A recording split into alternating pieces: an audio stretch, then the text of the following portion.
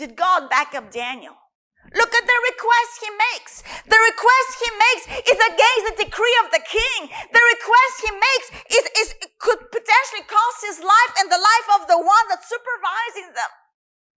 This is like an Esther moment. We are in an Esther moment right now, the body of Christ. We are in an Esther moment, and we have to purpose in our heart whose we are and whom we bow the knee to and whom we serve with our minds, with our hearts, with our vessels. Who do we honor above all? The King of glory is whom we honor. He made a request of the chief of the eunuchs that he might not defile himself. He didn't go in arrogance,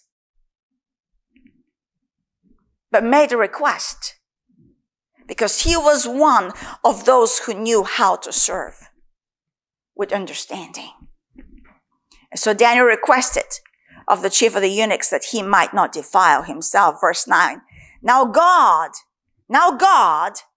look at this, had brought Daniel into the favor and goodwill of the chief of the eunuchs. You trust the favor of God. You are a child of God and you are already favored.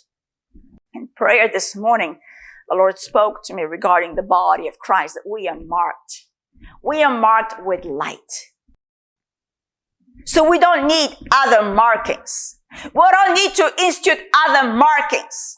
We have already been marked by light and in light. We are now the very light of the world. And what God said, because we are light and marked with his light, he, Christ in me, the hope of glory, the very beacon of hope and life to the world, that wherever I go, I mark the moment for God. I mark the situation by God, for God. I don't allow the world to mark me. I mark the world for God. Now that is what Daniel did.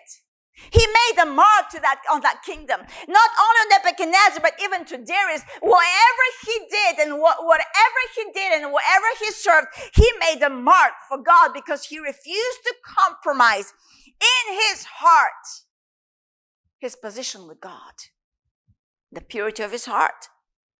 And so God gave him favor.